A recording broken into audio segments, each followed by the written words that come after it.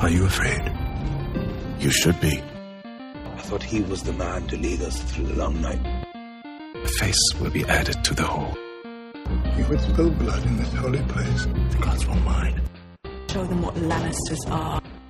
And make no mistake, the dead are coming.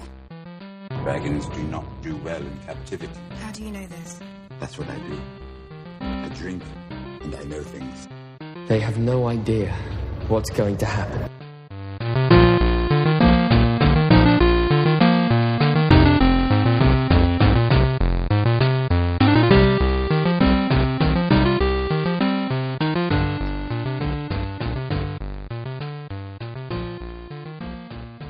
Welcome, ladies and gentlemen, boys and girls, children of all ages, to the Winter is Coming Game of Thrones podcast. This is Take the Black, and I am your host, Razor.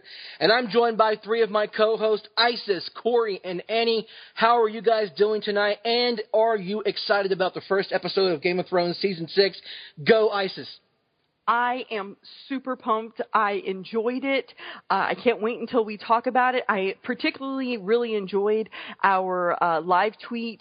It was a whole lot of fun. We got to interact with a lot of people who are Game of Thrones fans who brought a lot to the discussion. So, hey, you guys who are live tweeting, we're going to try to do this every week, and I had a great time.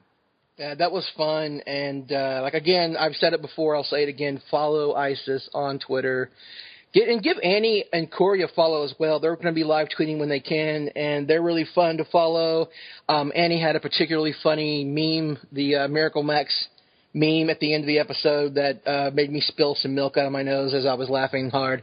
And so we also have Corey and Annie. I'm glad you guys got to join us, and I'm glad that we're going to do this again this week. Let's get right into things. Jon Snow's body, the show starts, and first of all, Annie, you made a very astute observation. It was like 8.5 minutes before the episode even started. Like, when has Game of Thrones ever done, like, 8.5 minutes of previously seen? Has they ever done that on episode 1? Yeah, actually, they kind of do on the first episode, but this one felt particularly egregious because it was just like, it really did feel like, previously on Game of Thrones, seasons 1 through 5.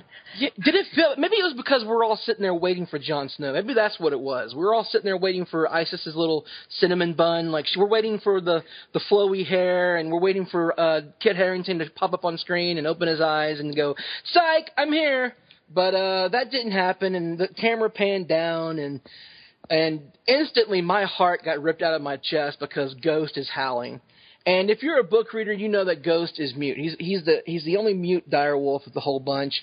So there's as a book reader, you're like, whatever. But still, it kind of rips your heart out a little bit because as the other children of the Starks, when they died, their direwolves howled. And as you're reading the books, when that moment happens and the direwolves howl, it's always a really sad moment. So that's what kind of brought those emotions up for me. And I was like, oh my God, I don't think I can take this. But Isis, I'm gonna go back to you really quick because you and I were tweeting back and forth on this point. When they showed Ed Toilette inside the room and he's standing there and he puts his hands on Jon's body and he closes his eyes, how much did that just rip your heart out of your chest? Oh, man, it really did because, I thought at the same time, we've always felt like Jon has been on his own, whether or not, he was with his brothers and sisters or half brothers and sisters, whatever. He's always really kind of been on his own. And to hear Ghost crying for him was like, okay, he's not alone. And then to see his boys, like, who do you trust? Everybody in this room. That's basically it. Us. We trust each other. This is it. And it was so nice to see that at least he wasn't alone in that moment. It really did tear me up. For him to say he was my friend, I was like, oh my God, I don't think I can watch the show anymore. I'm done. I'm done. He was my friend. And that's the thing is I could watch like videos of Faces of Death, but I see like a grown man like have some kind of emotion or something like that.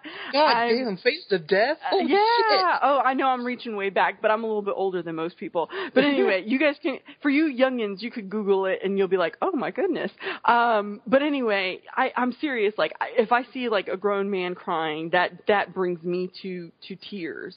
But it was very emotional and it was very I want to say just really strong, because like at the whole time I felt like the only real friend that John had was his little bud, who's not even there anymore. And I just felt like it was really kind of one of those things that these guys would really, they would die for him. And they were willing to. Annie, I'm going to come back to you in a second for a book reader's point of view. But Corey, let me ask you really quick. How did you feel about Alistair Thorne turning the tide so quickly? Like he made people like, yeah, I'm a traitor. Yeah, I killed Jon Snow, and I did it for a really shitty reason. He brought he brought the wildlings over, and he thought it was a really good reason, and that made us kill him. Yeah, we're murderers. And all of a sudden, the rest of the Night's Watch were like, oh yeah, okay, that's cool, no problem. How did you feel about that? That was kind of like a shitty moment to me. What did you feel about that? I've always really liked that character. I mean, obviously he's a prick, but like I think he's a very well-formed and well-acted character. Absolutely. I agree 100%. At least we know what he is. Yeah, well, it's a very good point. I think maybe he's almost a breath of fresh air because of how honest he is. Mm-hmm. And that's what made that speech so... I think why he was able to get people rally around him like that was because he was very upfront about it. So we killed him because of these reasons. And if you disagree... I mean, he didn't say this, but like if you disagree, then, you know, we can do something about it. But as it is right now, this is why we did it. And everybody, I think pretty much everyone except for John and a couple others, the guys in that room basically, were not really on board with the wildling situation. Right. And, you know, them saying that's why we did it and you know why we did it. And, you know, him just kind of putting it on them and saying you guys didn't have the balls to do it, but it had to be done. I don't know. I thought that it was a good scene. I thought that he did a great job. How'd you feel about the smug little shit Ollie standing up there beside him? Like, that really pissed me off. That got me. Like, I don't mind Thorne, because you're right. Thorne's a really good character. He's fleshed out, and we know who he is. We know what kind of guy he is. He's always been a dick to Jon. We always knew he was going to turn on Jon. As a book reader, I always knew that. So I was expecting that. But there's Ollie, and he's standing there, and he's looking at everybody. And then he turns, and he stands up by the front, and he's staring at all the rest of the Black brothers, and he's looking at them like, yeah, what are you going to do about it? And I was just hoping somebody would just shoot an arrow right in his eyeball. I was just like, oh, my God, I hate this little guy, and I just want somebody to kill him so hard right now. I think that I've never seen a show do as good of a job with young actors as Game of Thrones has done. And the kid that plays Ollie has done a great job of going from being everybody's favorite little buddy to the one that see, that's the thing, is that there isn't a fuck Alistair Thorne subreddit. It's fuck Ollie. Nope. That's true. There's a fuck and really, Ollie is a kid, and he doesn't know how to process his feelings, and we're asking Ollie to think, logically. And can't you be more forward thinking, you 11-year-old? No, and I can't. I'm 11. So, like, he hates the wildlings, and I totally get why.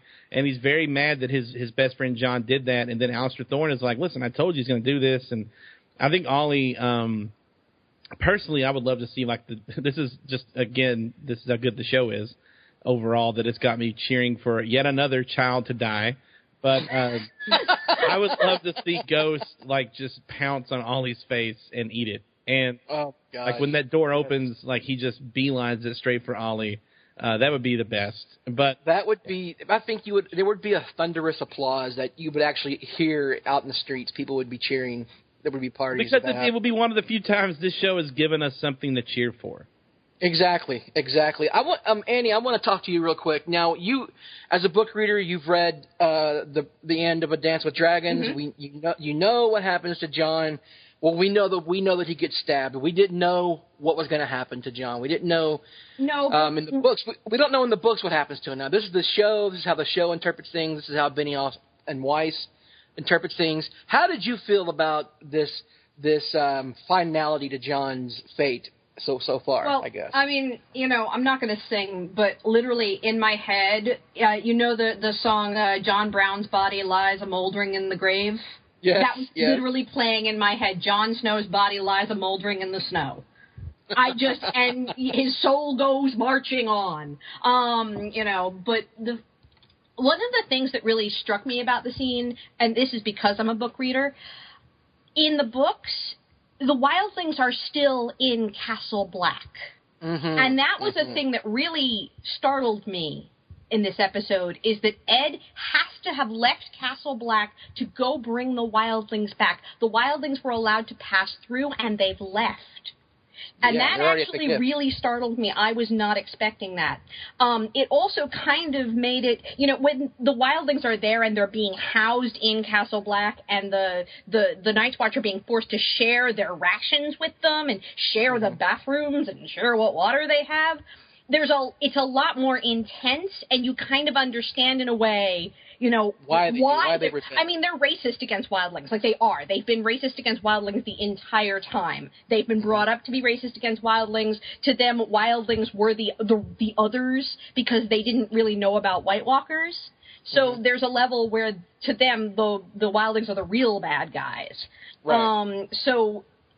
Having the wildlings have passed through and not actually being Castle Black, I thought I understand why they did it. It's so that they could draw this bit out, so that, the fight doesn't happen until episode 2.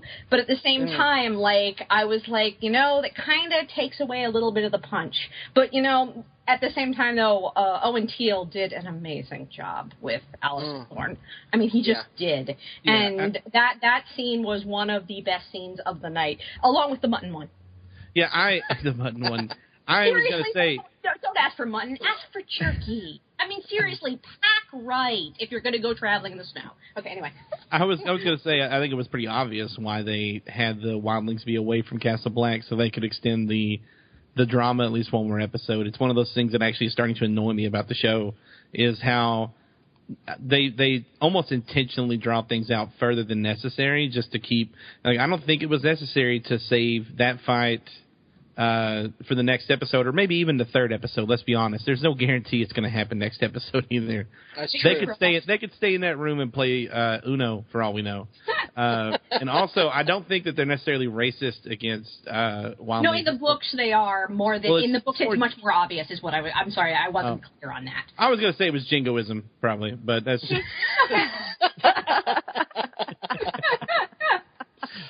Well, that was a really good way to open up the season, and I'm glad they did it that way, and I'm glad the battle lines are drawn. Hang on, we didn't actually talk about the person that drove that scene, though. We didn't talk about Sir Davos. No, we are. We are going to talk about Sir Davos. Man. We are going to go back to Sir Davos. But since you go ahead and mention him, we can stay here and talk about him. Sir Davos actually was really, Liam Cunningham was very brilliant in those scenes, and he was brilliant from the word go. When he's sitting on the bed, he's still you can tell that he's still in mourning for Shireen and for Stannis, because he's sitting on the side of the bed and he's hanging his head and he's all sorrowful and he's sad, and then he hears Ghost howling, so he comes down the stairs and he sees Jon, and then he rallies the friends of Jon, and they go up in the room, and he's just brilliant the way he's real witty with Alistair Thorne, bring mutton, and then he tells him, I've been dealing with these men my entire life, we're not going to get out of here. But there was although he was really great in those scenes, the gentleman who plays Ed, he equally drove those scenes quite well while he was there, and he had that one line that to me could have battled for line of the night, although there were some great lines in the episode. But he said, if you plan on seeing daylight, you're in the wrong room. Ben Absolutely. Crompton. Yeah, Crompton. Yeah, if you plan on seeing the day, you're in the wrong room. And I was like, oh my God, that is a great line, because that right there, the battle lines were drawn, and that told me that there was no surrender. They did not plan on leaving Castle Black peacefully. And I was happy. And I agree with you. I think for me, Ed, his portrayal, he's really, hopefully he will stay alive. I don't know if he'll make it throughout season 6. But I really felt like he was like ride or die. I'm all about Jon. I'm sticking with him. The only side note I had, and I didn't tweet this, but I was like, okay, so Sir Alistair, not Alistair, the other guy, Davos. He was sitting in the room, chilling, pontificating and stuff like that, and he hears the wails of Ghost, and I'm like, okay, if he can hear the wails of Ghost, How did he not hear the fucking angry mob that just stabbed Jon Snow? Well, they were quiet. They were relatively quiet when they murdered Jon. They were like the amount of people that were out there. You gonna hear something? You know, let's not play. But anyway, let's not talk about continuity. I know. But that was the only thing that like took me out of the moment was like, how did you not hear the horde, the angry mob out there stabbing, Flip and Jon Snow? But anyway, it's nor here nor there. I really, really enjoyed that whole moment because it made me really feel like that Jon, he was being a leader. And they really did have their back. And even when Sir Alistair was saying, like, hey, yeah, I killed, our guy and, he was our leader and stuff like that, but I did it for this, and that, whether you agree with him or not. But there were still guys in that room that didn't agree with him, But Alistair was, like, basically like, all right, well, you can not agree with me and die, or you can agree with me and be here. And it's like, what do you do? So, and those guys really have no life other than being at the wall. So, I mean, what are you going to do? Let me ask you a question, Corey, since you brought up Davos. Should he trust Melisandre at this point? He let her in the room, and he even told them, well, we still have the Red Witch or the Red Woman. Should he trust Melisandre now that you've seen that she's basically The Shining? She's the ghost in room 237. Hey, look, when 400-year-olds you be, not look so good, you will. What the hell, Yoda? What the hell? Sorry, though. Really, that is actually the line that I thought of when she took off. When she took off. I totally had that Yoda moment in my brain as like all of Twitter went ew, and I'm like, dude, seriously, guys, it's just an old woman. Let's not be ageist. Let's not be sexist. When you're 400 years old, you're not going to look so good either. And I really don't want to talk about the Melisandre reveal just yet. We're going to come back to that, but I just want to ask you, Corey, since you brought it up, should he trust her at this point? I mean, she killed Shireen, she burned her, and she betrayed Stannis because she read the fires wrong. She read the whatever. She led him down a wrong path. She saw the sight wrong. She interpreted her dreams wrong, and because of that, Stannis is dead, Selyse is dead, and Shireen was burned. All of that because Melisandre did the wrong thing or interpreted her dreams and the fires wrong. So should he trust Melisandre at this point? I mean, I think he has no choice or anything else. You look at the situation they're in.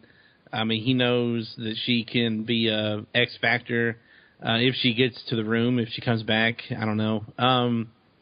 I mean, I can't remember exactly, but I feel like that Davos and the Red Woman had a moment last season after the girl was burned where they made eye contact, and you could tell that like she legitimately felt like not only was it her fault, that it was her fault. Everything was her fault, like everything, and she was just that wrong. Look on her face. The look at the feet on her face when she comes riding through Castle Because Black. As we've established in this show already, is that her God might be like the actual God. Like they can raise people from the dead without being White Walkers, and they have these. They can give birth to smoke babies out of their muffs. So it's.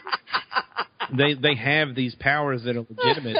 So, it's part of the first time in her X number of years where she's been like, what am I doing wrong? Has God abandoned me? I don't know, why I'm in this situation that I'm in. And that's kind of, because doesn't she never really sleep?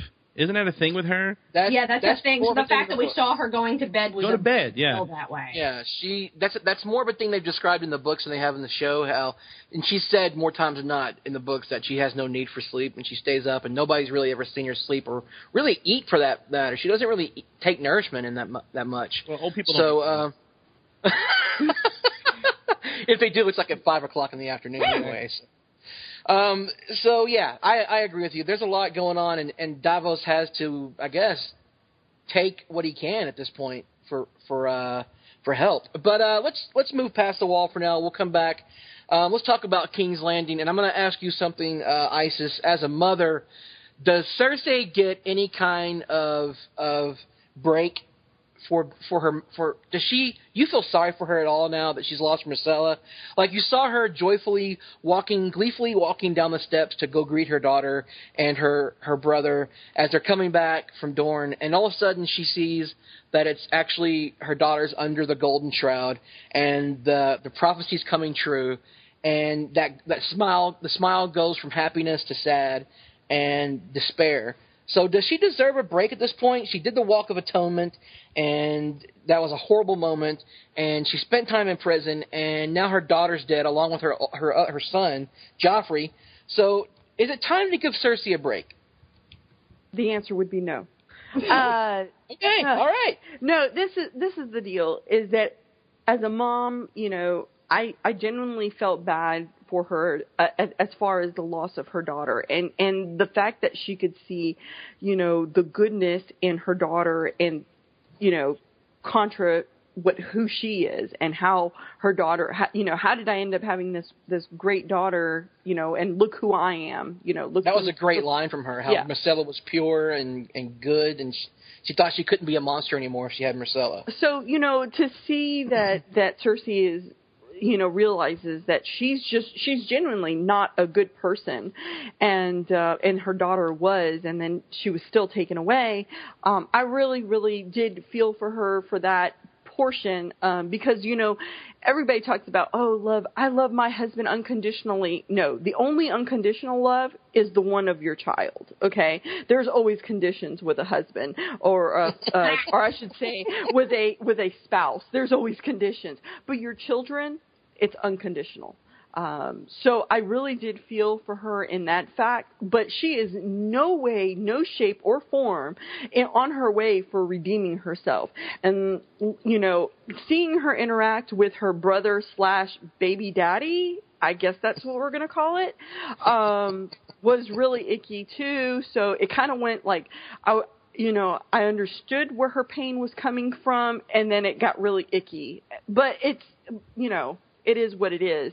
But it was just one of those moments that, like, look, I can understand. I would feel the exact same way if my child, or two of my children have died. And not only that, but she has this prophecy hanging over her head.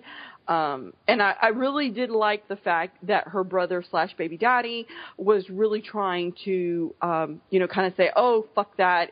That's not what it is. You don't even believe. I was going to bring that up. I was going to bring that up. Annie, I was going to ask. Go ahead. Did House Lannister change their words now to fuck everything?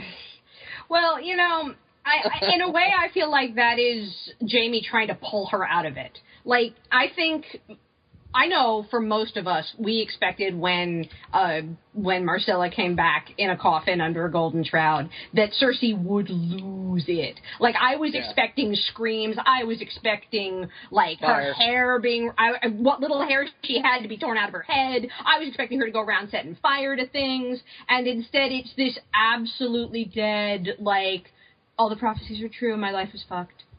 My life is over. Nothing matters. And that intense depression is not something that Cersei has ever really exhibited. So I felt like that scene with Jaime is basically him almost panicking. Dude, no, come back to me. Yeah. But do you think it was because it was fresh from her doing her walk of shame, from her being in jail, that all of that kind of played into I think so, yes, definitely. Her being so reflective of, like, oh my gosh, my daughter, and she even says that she really didn't. I don't think she really expected her daughter to come back alive. She had hoped. She didn't. She said she said early on that she didn't think she would ever see Myrcella again. Though it was less that Myrcella would die and more that Myrcella would be married off, and travel is so long and so hard, and she'd have to stay home and have babies, and just it would never happen. They would never get to see each other again. It wasn't actually that her daughter would die. Yeah. So it was just a sad, really, sad moment as far as her children. But you still don't think she deserves a break, though. You still think that Cersei is unforgivable. In your mind. Cersei, it's one of those things, and we'll talk about it. I think in our next segment is that there's some people that can still be redeemed. Maybe even Reek would fall into that category of still being redeemed. But I think Cersei is so far down the rabbit hole at this point that I don't think that her loss of a child will redeem all the evils that she has done. I feel sorry for her children, but it's not going to, like, oh, poor Cersei. That's nice. That's a nice segue. I do have one question before we segue, though. Do you feel sorry for Marjorie? No, because I honestly feel like at this point, everything's gonna be okay with Marjorie, and that's not just because I know what I know of the season from writing at Wick. I just feel like everything's gonna be okay for at least Marjorie. I don't know about Loras, but she's too smart. She's too cunning, and she's gonna find her way out of there no matter what she has to do. But once she gets out, she's going to bring hell down on the High Sparrow. Somehow. But you see, that's the thing, is that I felt like her scene with the High Sparrow, she became reflective. But she was like, that look on her face, though, to me was like, ooh, he just gave me a way out. That's what it kind of looked like to me. Well, and I understand that, but at the same time, she's also probably thinking about her part in her, I guess, being, I don't want to say evil. She's not evil, but, the things that she's done wrong, trying to get ahead and everything. So I think she'll become also a little bit more reflective. But I absolutely think that she's all about getting out of there. And, but she wants to get her brother out of there, too. But I don't know if that's going to happen or not. But the thing about Loras and Marjorie is they are just like Jaime and Cersei without the sex. They're just as close. They love each other. They're dedicated to each other. There's nothing that Marjorie wouldn't do for her brother, and so I don't think that she would leave willingly without her brother. So I think that's going to come into play later on in the season. We'll probably see that happen somehow, some way. She'll probably come into contact with Loras. Hopefully, we'll see that resolved before the season comes to a close, and we're only on episode 1. But let's go to the north really quick, and let's talk about Theon.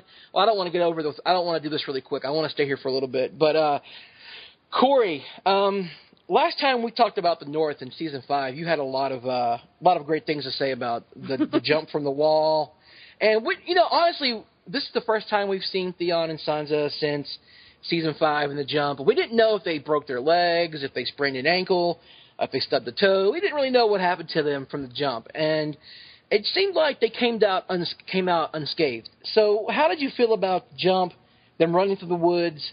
How did you feel about that whole, they basically came out okay, everything's great, and now everything's going to be okay everything's coming up aces for Sansa and Theon? So I'll be honest, at first I was upset that they didn't even try to address how they jumped from a 40-foot wall and just ran away. But then I was like, you know what? I'm glad you didn't, because that's just more time dealing with this dumb shit, and I'm glad we can move on.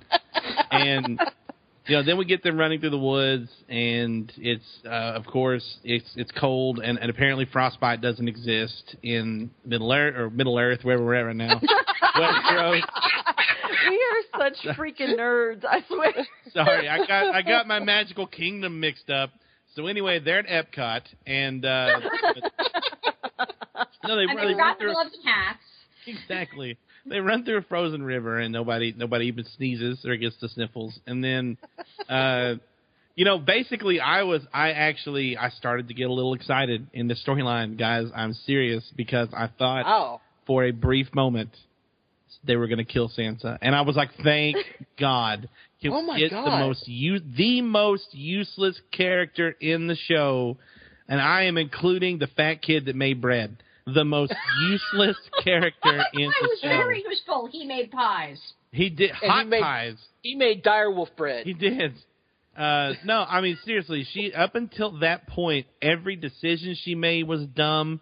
Every sentence she said was dumb. She had no clue what the hell to do. And then, of course, finally, Brienne of Tarth, she's now one of 142 of her oaths. She kept Sansa alive, and Sansa, I half expected her to be like, no, I don't want your help, big woman, and run away. Something else stupid. But instead she gets to, now they're all kicking it. We got the the mystery team up in the woods. So I mean, I'm excited. I'm excited that we got to see Brienne actually fight someone again. And anytime Pod is on screen is a good day. Pod was holding his own. Pod did great. The most interesting aspect of that, I think, though, was all the very subtle cues from Alfie Allen, who plays Theon, like him remembering, like, oh shit, I have like 15 years of sword fighting experience. Oh shit, I am actually a decent fighter and I'm a man, damn it. And like picking up the sword and like protecting Sansa and remembering like what it meant to be somewhat human. Like I don't think he'll ever be normal again. I doubt he lives much longer, to be honest with you. But like I like that because I feel like he was coming out of his shell in this scene. Like he came out of the Reek. He dropped the Reek act altogether in this scene. Like he's no longer Reek. He's all Theon, and he like you said, he picked up a sword. He saved Pod from the Bolton Man. He rescued Sansa this time. Like, of course, they made it to the cold river, and nobody came out with sniffles, but they were freezing and wet. And he hugged Sansa. That was a very tender moment. They were hugging and for warmth, and it was very tender and it was very nice. And then when Brienne presents her sword to Sansa, she looks over to Theon, and he nods at her. And I was like, oh my God, that's a big moment for them and Podrick having to tell her what to say, I thought was great. Was cool. Like, I like that moment. And I will say this too. I was very, I don't know, that was some of the best choreography we've seen from this show, not counting the big fight with all the zombies, like, because that was different. That was some of the best, like, just one-on-one choreography we've seen in a long time. Because all the shit in Dorne has been awful. So we haven't seen, like, good one-on-one or two-on-two combat, I mean, in a while, guys. And that was good.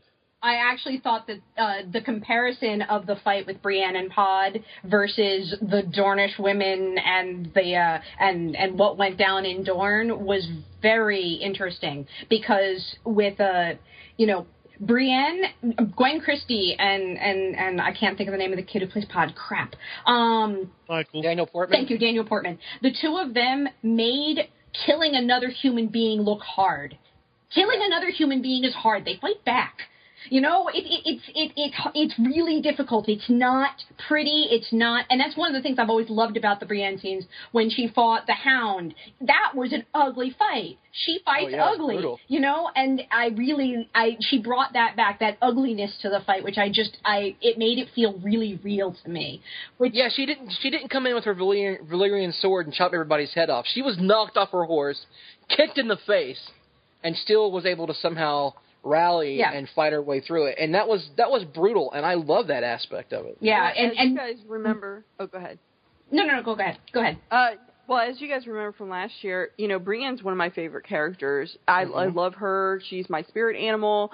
To see her riding in, and someone told me, I guess they were 2 minutes ahead of me, and they said, hey, you're going to like the next couple of minutes. And when I saw Brienne riding in that horse, and I was like, oh my God, I love this. I'm already here. I'm there for this. I'm all over it. I love the fact that she came in there with all the strength. I mean, it almost makes up for not seeing her very much from last year. And so I was like, oh God, it is Dick Reckon time. I was here for it. I was like, as a matter of fact, that's what I tweeted. I was like, it's Dick Wrecking time. She is here. She's finally going to go ahead and go ahead and make this really The music was exciting happen. for that. They really did a great job with the music. Absolutely. For that scene. And Pod was, like everybody said, he was exceptional. I mean, you know, how do you not love Pod? But it feels like that whole season that they were stuck in that room, like he actually learned stuff. You know what I mean? Like he learned how to wreck dicks and probably, he did. Wreck some punani too at the same time, because you know he was. I just want to know where that axe was. I wish he had the axe with him this time though. He did have that sword, and I was like, oh man. Where's Tyrion's axe? Yeah, I know. I was fine with everything, and it made me feel like, okay, this is, you know, he was now worthy to be with Brienne and run in Tyrion's crew. So I was really happy about that. I would have maybe been a smidge happier if it wasn't Theon who killed that guy, that it would actually been Sansa. I would have been like, all right, girl, yay. You're asking a lot. You're So what you're saying, no, but what? No, hold on. What I think you're saying is Theon stole somebody else's agency again. I feel like I felt like when she said she wasn't going to get into that river because it was too damn cold. I was like, bitch, your agency is about to get taken from you again. You better get in that water now. And so the entire time I was like, I don't see why you're complaining. I mean, you better get on Theon's back and you better kind of swim or something. Anyway, I love that whole scene. That whole scene, I kept thinking of people talking about triggers and agency stealing, and I kept thinking, man, people are going to think this is so awesome. And then when he stabbed the guy in the back for Pod, I was like, oh God. He stole somebody's agency again. He stole his agency. But it was really, again, it just really kind of shows to me that she is just kind of in the situation. I don't really feel like she's ever been a player in the game at all. But she'll probably fucking be the last one standing. So before we leave the North, I want to ask you guys. Corey, I'll start with you. I want to ask you guys about what you thought about Ramsay's scene with Miranda's body. That was great because, first of all, it starts off really tender, and he's talking about how when he first met her, and like he's almost crying. He's almost like teary-eyed at this point, right? And you're starting to think, wow, does Ramsay actually have a heart? And then he ends the scene with, barrier or burner, it's all the same, we need the meat. And I'm just like, feed her to the dogs. Oh, my God, yes. There's the Ramsay we all know and loathe. I'm so glad he's back. See, but that goes in line to who he is. I mean, even in his most tender moment, and so when they say that, Sansa's agency was stolen from her and everything. No, Ramsay was doing what Ramsay does. So it was not completely out of character for that or what he did last night. So that's my opinion. So, I mean, he would to feed Miranda's body to the dogs. That's what he does with somebody he actually cares about. What do you think he would have done to Sansa if he caught her? That's what I'm saying. That would have been horrible. That would have been a nightmare. But before we approach and broach the subject of Dorne, I forgot to put this in one our topics. We're going to talk about this really quick. Let's go across the Narrow Sea over to Essos and where Dany is right now. And I thought it was really neat that she's walking in the Khalasar now, and she's basically a slave for a few minutes.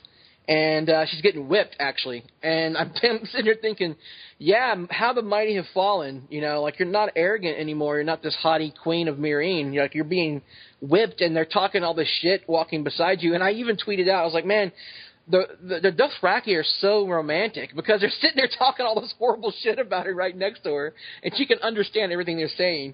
And then she gets in and she reveals who she is. And I've been saying this for a long time. It's like every season of Game of Thrones, we have to have the same speech from Daenerys. It's, I am Daenerys Stormborn, Targaryen, unburned, breaker of chains, mother of dragons, blah, blah, blah, blah. I will take mine by fire and blood, blah. We have to have that speech every season, it seems like. And she basically starts to rally that off again this season. And then he just laughs at her. And I was like, oh, my God. Thank you. Somebody finally laughed at her. I'm so happy. It's because she doesn't get it. Like she doesn't get it. Nobody cares who she is. That's her character at this point, is someone who doesn't get it. Like she is great at riding in on a dragon and killing people and disrupting the flow of things, but she is an awful queen. Like she is bad at it. She takes bad advice.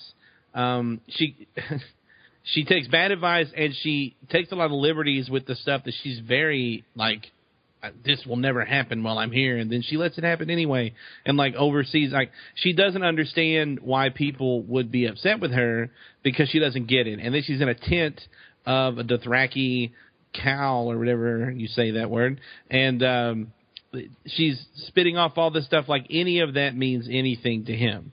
The only thing that meant anything to him was when he found out that she was married to Khal Drogo.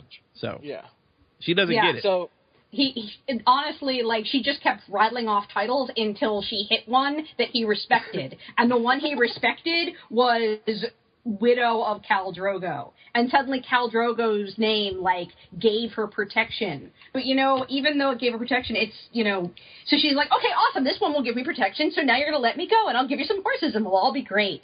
And he's like, no, if you're the widow of a Khal, you go to where widows of the Khals go. Yeah. Yeah, it just bought her time. Place. Florida. Yeah, Oh, God, we're going to Dorne. No, it really did feel... It really did feel like, you know, she just bought herself time, you know. I mean, at least she won't be, you know, her agency won't be taken away from her or anything like that or whatever. I mean, she'll just... What kind of Tumblr bullshit are we referencing that I don't get? Okay. No, it's a long story. We'll explain it to you off air. Okay, thank you. Yeah. Okay. I'm Anyway, sure our listeners it's something, know exactly what we're talking about. Yeah, it's something that happened last season, so we'll have to tell you later on. But I really feel like that she just bought herself some time. But I felt it was so funny that Sir Friendzone and, you know, Dany's current lover, if you will, are looking for Dany and you know. Man, they are some freaking awesome-ass trackers, aren't they? Well, no, they explained that. I'm glad they actually I was going to say that, too. They did a great job of highlighting why it was, because I was sitting there thinking, if there were 10,000 horses here, there should be hoof marks. And they all rode in a circle around her, and she dropped her ring in that, like, 6x6 circle. Much easier to find. Made a lot more sense. I think that's probably I mean, out of all the places and before that, they found on the way there. They found the charred ram. So like they were finding clues on the way over there. Like they were following Drogon's trail of burnt crisp bodies. So they knew they were going in the right direction, which is like cool to me. That crumbs.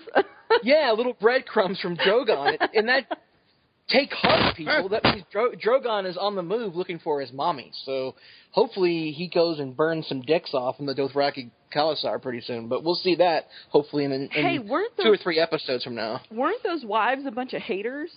That's how every Dothraki horde is. All the wives are always haters. They're a bunch of haters. I was just like, oh, they just hater-rating on Dany, and I was just like, damn. Can I just say that the best possible outcome to the storyline for Dany is her going to this retirement village in wherever and becoming like the fourth Golden Girl and having like a thank you for being a friend like moment at the very far south point of the map in like the Game of Thrones intro is just like 4 gray-haired, white-haired ladies like sitting at a table playing canasta and making catty comments to each other, and that is the best way for her storyline to end, in my opinion. So, just throwing that. Yeah.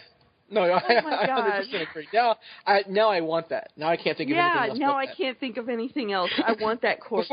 Before we leave Essos, let's go back to Meereen and Tyrion walking the streets with Varys, and probably the line of the night, in my opinion, is "You walk like a rich person." That was great. There's always great lines from Varys. Anytime Varys is in a scene, he's always going to deliver the lines, and he delivered a line that actually Fanside just turned into a T-shirt for Winter is Coming. It's got the silhouette of Tyrion walking with his hands behind his back, and it says "You walk like a rich person." It's a great T-shirt, and it's going to go online pretty soon. Can't you make a T-shirt of what Tyrion said back to him? Yeah, that's the shirt I want. Because you know you have no dick. Yeah, that was great. That was great. But and then I also liked how Tyrion told that lady, "Here for your baby to eat." He basically told a lady he wanted to eat her baby. That was awesome. But did you guys catch something? I watched it today twice just to see if I could catch anything I missed before last night. And my wife actually picked up on this while they're walking before they noticed that the fleet's on fire. And I know you want to talk about this, Corey, because that really bothered you. But you're talking about the people that were looking at them? Yeah. Yes. The person behind the screen watching them. Do we think that this is the Sons of the Harpy, or is this somebody else? Who's watching Tyrion and Varys at this point?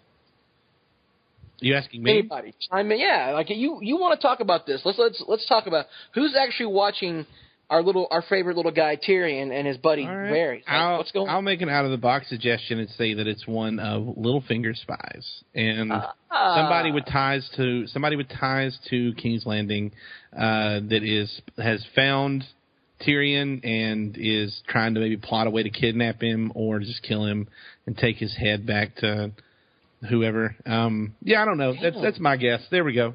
So I like the way you think. I like the cut of your jib, sir. I didn't catch that last night, and I didn't catch it on the second viewing today. It was the third viewing, and my wife was like, "You didn't see that?" And I was like, "No, I don't pay attention most of the time. I'm always got my head." Thank God you're running this website and podcast. I know, right? Anyway, so let me hear your thoughts again. We're gonna stay with Corey because Corey was really upset about the fleet being burned. Let me hear you talk about that. We are Corey. never, ever, ever getting the hell out of that city. For the love of God, we spent 2 seasons trying to get this bitch some boats, and for some reason, they catch on fire in the first. That was their way. That was one of 2 moments in this season, or so far in this episode, excuse me, where they just like. The 2 showrunners look at the camera and go, "Sorry, we can't leave just yet. I know you really want to, but the storyline prevents it." And so they just gave a big middle finger to all the fans. Like, where it was like, I just can't wait for Dany to get back and get on her boat. And then, I mean, the moment after I said that to myself, it's like, "Oh, these boats are all on fire." What a dumb. We don't even know what happened, do we? So the Harpies basically burned them is the idea. Yeah, they burned 200 boats just like that. In the books, it's a sieging army that burns the boats. It's another army that's in the show it's nothing, and it's basically you're led to believe that it's the Sons of the Harpy that burn the boats. But I'm here to tell you, my friend, do not despair for the ships because there's help coming. In the form of another seafaring family from Westeros, but we'll that's not for this show. That's for another time. Anyway, no, you're right. There was a little bit of despair at that moment. If you didn't know what was going on, you'd go, "Oh God, we're never leaving. We're never getting out of here." I like that, but there is some help coming, and we're not too far away from that, and. We'll see it played out soon, hopefully. In fact, I think in episode 2, Annie, right? Are we going to see some great choice? I don't know the answer to that off the top of my head. It is suggested, and we have clues that could be, but it's not official. Let's say that. Well, I know the synopsis for episode 2 and 3 came out, but I'm not sure if that family was mentioned specifically. But anyway, so we can leave Essos behind now. We've talked about Dany and her speeches and Tyrion and all that good stuff. Now let's go to everybody's favorite topic, and we're going to talk about Dorne. Oh, here we thought we were talking about Arya. My favorite topic. I'm sorry. I know we said we were leaving Essos, and I thought that we would come back later to talk to Arya and Braavos, but we got to get Dorne out of the way at some point. And I wanted to talk really quickly about it. I just feel like at this point, David Benioff and Dan Weiss were like, you know what?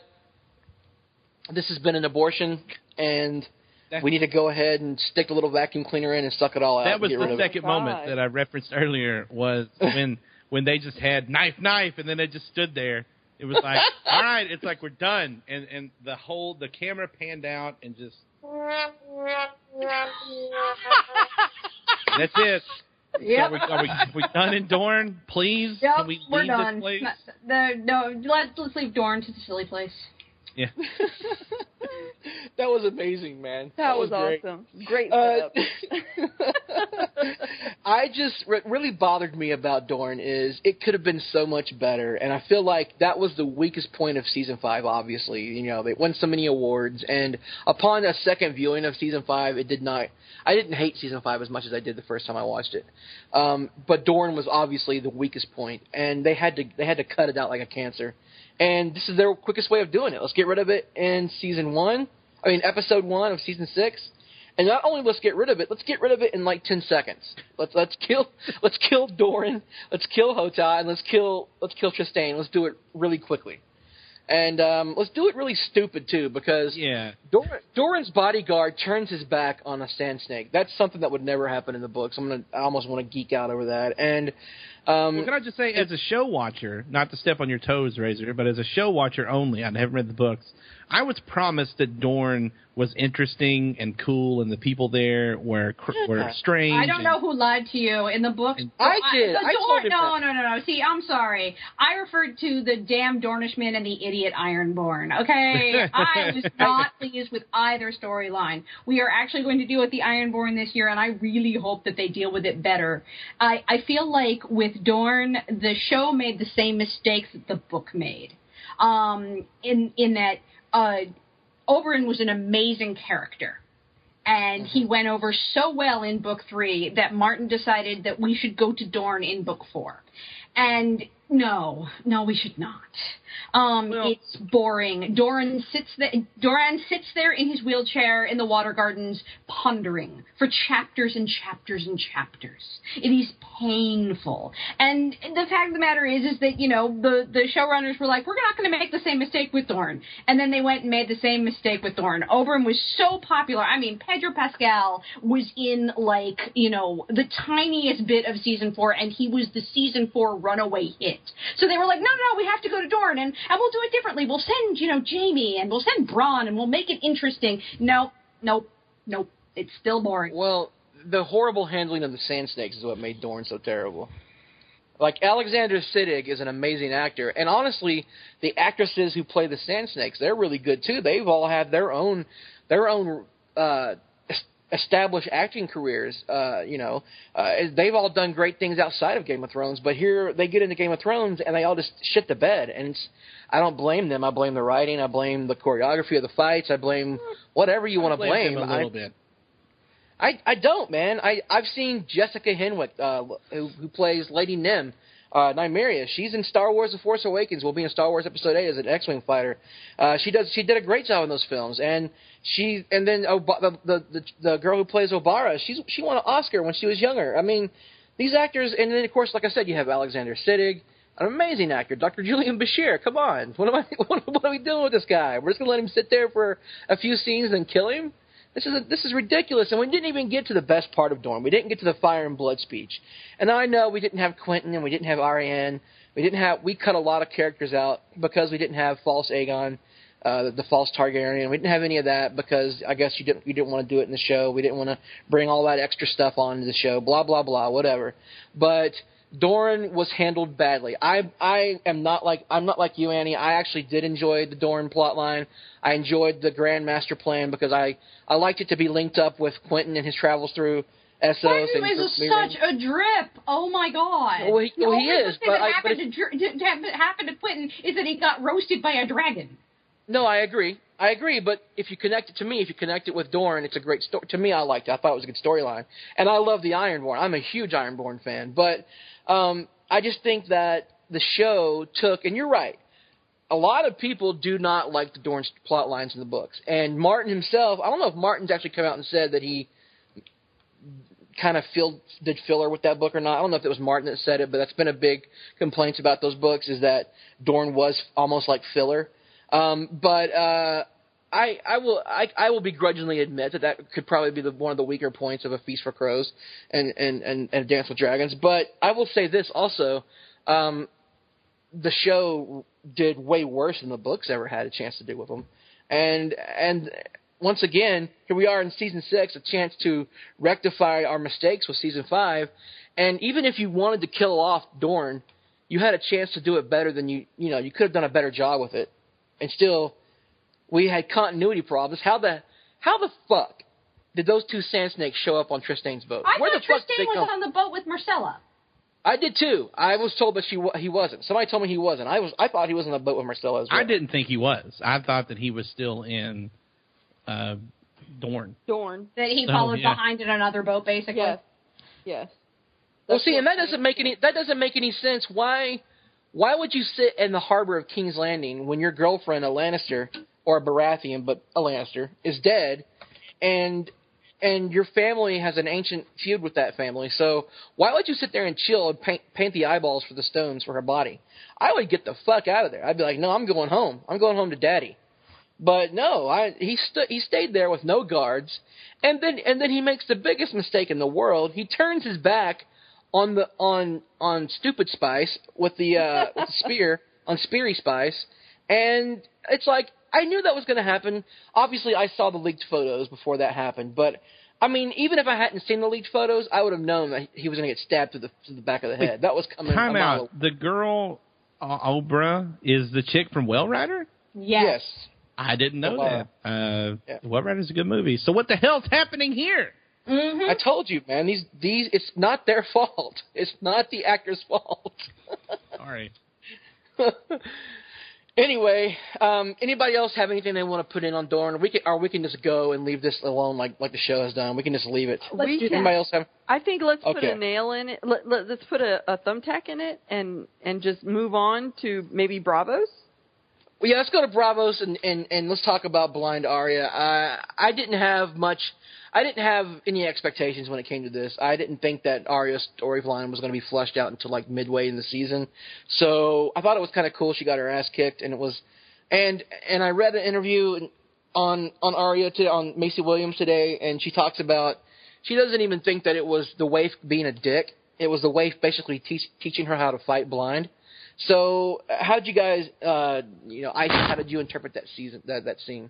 Okay, first of all, I'm all about Team Arya. And so when the waif came in there, or as in the Winter is Coming article called her the busted Kimmy Gibbler, which I absolutely freaking loved, that article, if you get a chance, you need to read the recap of the of episode 601. It is absolutely hilarious because I read it today and it was perfect. And so yeah, the busted ass Kimmy Gibbler was fighting Arya, and I just kept on going, oh my god, like, she's blind. What else do you think she's going to do? She's not going to be able to, protect herself. So of course I was already hating on the waif anyway. But I get what she's trying to do. She's trying to teach her how to fight blind, and or just fight in general without one of her senses or whatever the case may be. I still didn't like seeing Arya getting her ass whooped, where Sansa is still like walking around like, yes, you can be my, protector, blah, blah, blah, and stuff like that. It really kind of pissed me off. They're on opposite ends of the spectrum, though, at this point. Well, they are.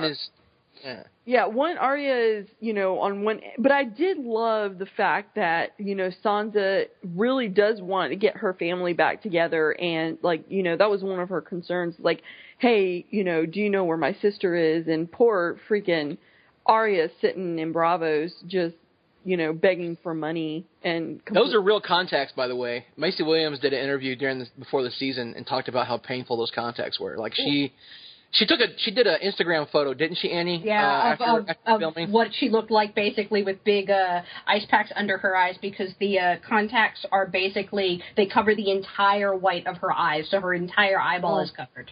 And so fighting while wearing those was extraordinarily difficult, according to her. And apparently she smacked the girl who plays the waif, Faye Marseille, apparently got smacked around and bruised pretty badly because, Maisie was actually fighting blind. It's not really acting, though, is it? Like, it's more just fighting with contacts in and swinging a stick around. But the contacts are painted white, so she can't really see. Yeah, no, I'm saying, like, at what point is it no longer acting, and is it just making a girl blind and giving her a stick? Sadistic sons of bitches. All right, so hopefully we'll see some more from Arya. It looks like from the trailer we will see some more of Arya next episode. And I just want to ask, are we going to see Magical Jesus back again? Sexy Jesus? If you look at my breakdown of the trailer, yes, his arm actually shows up. You see him in the trailer. That's him grabbing the stick away from her.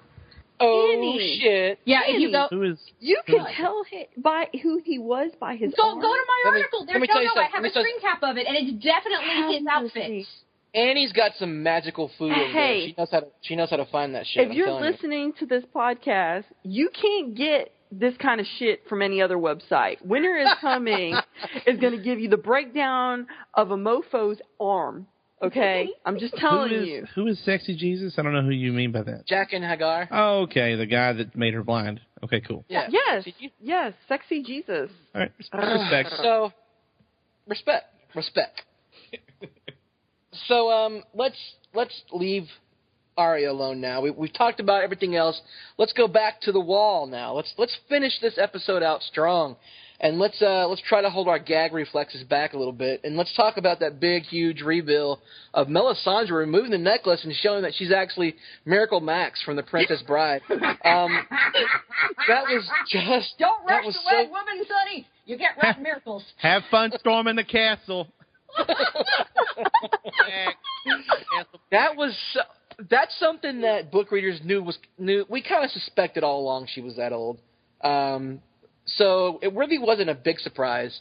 But the thing that stood out to me was she's basically given up.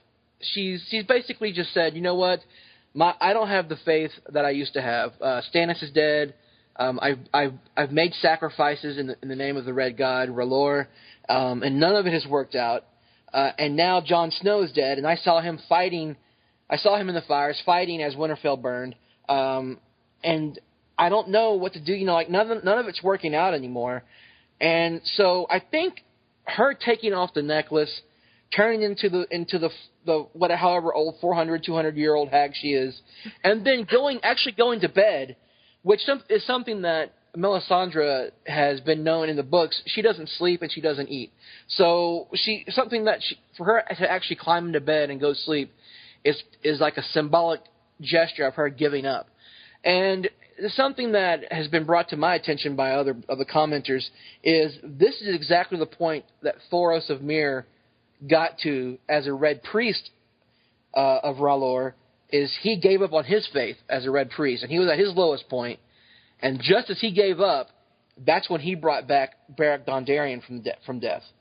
So I think maybe this might be a way to counterbalance Melisandre's powerful faith with her giving up, and hopefully maybe bringing in Jon Snow's resurrection that way. I don't know if he even will be resurrected. We don't know. But Isis, what was your thoughts on that big, huge twist or reveal, if you would have it? Okay, it was as a non-book reader, or as Unsullied, if like you like to call me. I was completely shocked about that reveal, because the entire time I had one of our other friends who's on this podcast sometime, Bandit, just needling me about, oh, Jon Snow's dead, Jon Snow's dead. And as soon as I saw her and like she started taking off her dress, I was like, oh my God, this is the moment that she is going to fuck Jon Snow back to life. This is it. This is it. Are you watching this? Are you watching this right now? And then when she takes the necklace starts to glow red and stuff like that, and then she takes it off, and then I saw my 90-year-old great-grandmother naked. Literally, like, that's what it reminded me of. I was like, oh my God, what just happened? And so I don't know what kind of powers that necklace she had, what like kind of Instagram filter, it's like fucking covered for everybody. Like, how do you not smell old skin? Like, I don't get it. So it was really, really kind of interesting. Old skin has a smell? It does. It really does. Never had an elderly relative? They smell. Old people smell. Anyway, like they just. I've euthanized some elderly relatives. Like, I took care of my 90-year-old great-grandmother for a summer, and let me tell you, it changes you. So let me tell you, it was just one of those situations where I was like, oh my God, this is absolutely ridiculous that she has given up. Like, the entire episode, I felt like Melisandre was just really downtrodden. She was really, really sad, down on herself. But this really brought it to a whole nother level, that she kind of revealed her true self, This is a new side of Melisandre. Yeah. She's not pretty young thing that we all thought she was, and this is really who she is. And it was just so symbolic of how really I wish she's gotten. I wish I could have saved my my Google Chat screenshots from Friday, because Annie and I and Dan from Wicknight were all freaking out because those photos leaked, and we were all just like, "Oh my God, those can't be real! Oh God damn it, those can't be real!" And we were like, graphic. "No, they were super graphic. Somebody's photoshopped the ghost from room 237 in here, or this is Miracle Max's face on an old woman's body. Like, this isn't right. This is not. Somebody's trying to play a trick on the fans of the show." And by what was it? By Friday night or Saturday morning, Annie, we knew that they were real. Yeah. And it was just like, oh God, oh my God, they really are going there. This is really going to happen. But Corey, what was your take on that reveal? How did you feel? How did you feel, Corey? How did you feel? Tell me about your feelings. Okay. In your nether regions. Ooh. In the pantaloons. All right, this keeps getting weirder. So, I guess first off, I thought that was probably my favorite scene of the whole episode, because there was so much there that it was one of those moments that Game of Thrones does really well, where there are legitimately two different things you can interpret from that scene. There's that the necklace itself gives her power to appear young, and that her taking off that necklace for like the first time since early in the show, whenever she didn't look young again, which either could be a continuity error or tie into my second thing. But her revealing, or her just like taking that risk of revealing her true self, because a lot of her power comes from her appearance, and that's something that she knows. And that's how she got Stannis on board in the first place, was by being hot. And by getting into bed, by not having just not having the energy to appear young anymore. And just be like, you know what, Puff, I'm old, I'm tired. I can't even. Yeah, exactly. And her getting into bed was very much, like her giving up, like you said. But the problem with that is, I'm going to ramble here for a second. The problem with that is, it is very similar to the other guy, the drunk red guy that was bringing the other eye-patched red guy, I'm sorry, I don't know names, back from the dead a lot. Like, she had seen that happen and knew it was happening now. So if she knew that she could do that, if she believed in her God enough, why wasn't her first instinct to seeing Jon Snow that aha moment, like, I know this is when I can make my mark on this. I saw him fighting in the snow at wherever. It's like, this is how it happens. I have to bring it back. Like, that's, to me, her not recognizing that is kind of, because she's very, like, smart. So, like, her not recognizing that was, to me, maybe she didn't trust her instincts anymore. Maybe she wasn't looking like that because she was so tired and beaten down. But the second thing is that the theory that I've read now, because you've seen the pictures of her character, like, taking a bath without the necklace on and still appearing young, whenever the only person in the room was Stannis' wife. Right. Mm-hmm. So I'm sure you all have read these series now, but others you might not have, that her power to appear young doesn't come from the necklace. She can appear however she wants to appear. The necklace maybe either makes it easier or keeps the spell going or whatever, or that her true believers, like Stannis' wife, see the old woman all the time. And so it's like Photoshop. It's like, actually, my girlfriend said it's like season 1 of American Horror Story with the maid, where the guy sees the hot maid and the wife sees the old maid, and it's like she chooses to reveal herself like that because that's how she gets the power over you. Her being hot and showing herself as hot to Stannis' wife, who already truly believed in the power of the Red Woman, gets her nothing. Stannis was never a true believer. He just was looking for an edge.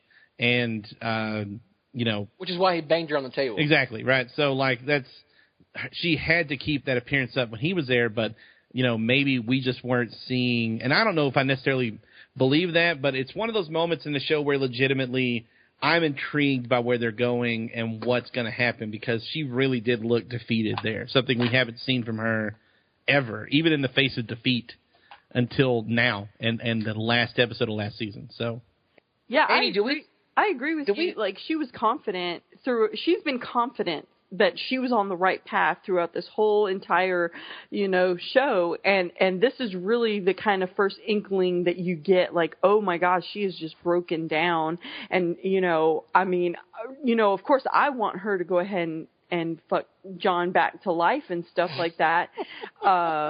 But, at the same time, I don't know if she's got it in her. I don't know if she's got it in her, Magic the JJ to bring him back to life, because she is so beaten down. But I feel like those guys are going to bring her back. I think the guys at Castle Black are going to be like, look, you need to snap out of it. I've seen what you've been able to do. I need you young and beautiful again, and let's do this.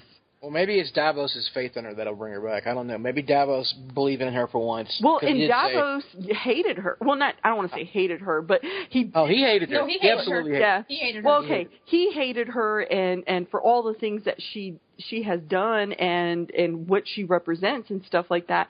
So I feel like that if he, kind of snaps her out, if he pulls a Jamie on her, kind of tries to get her to snap out of it, that maybe she'll really will come back into her own, or that may be her last little bam, and then she'll die. I don't know. We'll see. Well, we might see what happens next episode. We definitely know that the Night's Watch will continue to try to get in that room next episode, so I'm sure that I'm not sure of anything. Hopefully we'll see something from Melisandre next episode. Annie, I want to ask you really quick before we drop a finale on this podcast, but let me ask you something. Do we know if that was Carice Van Houten in a bodysuit? Because those eyes were really... I believe they reminded me of, I believe that was Carice's eyes. I believe it is actually her underneath all of the makeup. Yes. Okay, that's what I thought. But I didn't think it was another actress. And I just because Corey actually said this earlier.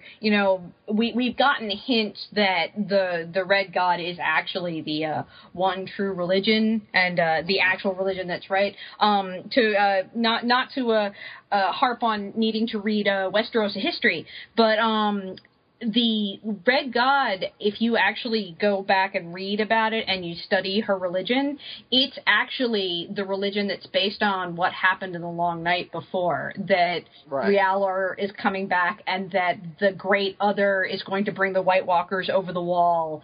So theirs is actually the religion that has the right of it, which is why her losing faith now is such a powerful thing.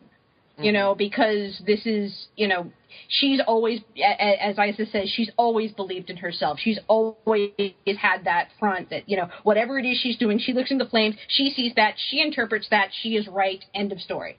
And she's never questioned herself. She saw Shireen burn, therefore she should be burning Shireen. Clearly that's the next step. And it never occurred to her to ask, well, if that's the next step, what happens after that step? It's always been, well, that's the next step. Clearly that's what I'm supposed to do. So, seeing her beaten down like this and seeing her, show her true form, it also, there was an interview with her today afterwards, and she said that being 400 years old actually kind of explains burning Shireen, because Shireen's what, 13? Right. What's 13 to a woman who's lived for 400 years? Right. Yeah. Like, they're weighing the risk of killing one child compared to thousands and millions of other lives. Yeah, it makes her it makes her see everything in a much more meta way than most people in the show. And she told Stannis in season 3, was it season 3 or season 2? She told Stannis, I've seen more than you've ever seen. That was season 2. I've been fighting a war longer than you have. So, that's So, well, it's just interesting to me because that's a very much like a very classic philosophy about like God's omnipotence, and is he allow bad things to happen, or do they happen and he can't stop them, or whatever else.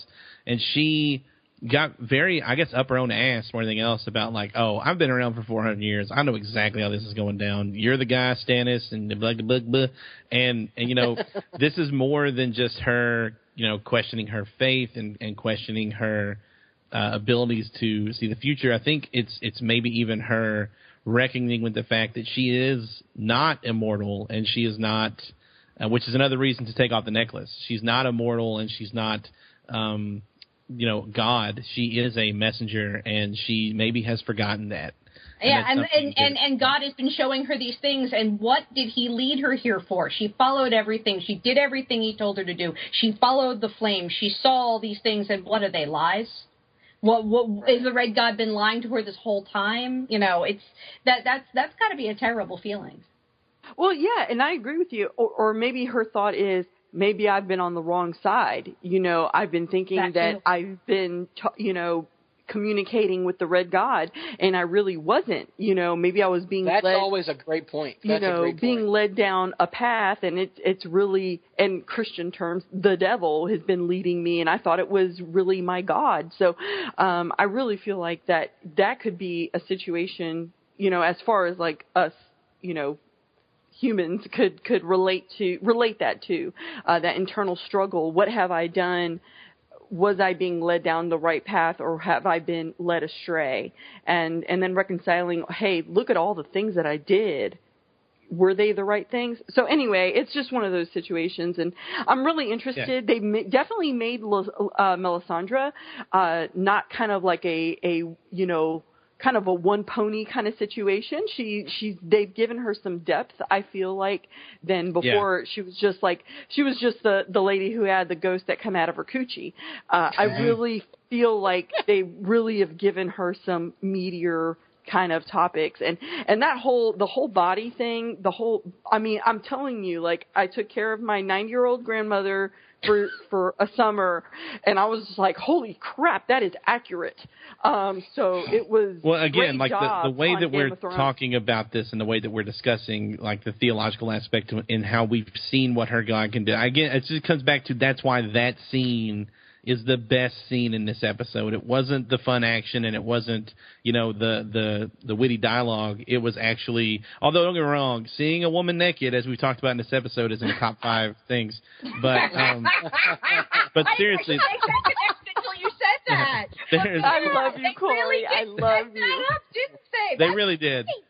Which is a funny in-joke, but when it's all said and done, that scene is an example of why Game of Thrones has the following it has and is so great, is because there wasn't a word spoken. It was shocking without being too revealing in a sense. Gratuitous, and, It was shocking. It was very real. It was very human from someone that we haven't seen humanity from at all. So, again, adding, like you said, Isis, her not being a one-trick pony anymore, it's made her character that much more intriguing. It's made the show that much better, and it was far and away, for me, the scene of the episode. Interesting thoughts, and those are all great thoughts. And with that being said, I'm sure you all got a chance to watch the trailer for the next episode, so I'm going to ask you in turn, what stood out to you for episode 2 of season 6, Isis, go. Okay, so I was really excited about Bran, that I think his testicles dropped now, and we haven't seen him since season 4. Exactly, so. And so he's a hell of a lot taller and stuff like that, and so I'm really interested to see where this is going to go with his storyline, because we have not seen him in so long. It's like, I'm glad they didn't do it in this episode, because I would have been annoyed with them bringing him in. But now that we've kind of, wrapped, I don't want to say a bow around a couple of storylines, one of them being Dorne. Yes, we wrapped that shit in a bow and kicked it out the door. But I feel like we're ready now to go ahead and give his storyline some justice. So I'm really interested to see what's going to happen to him.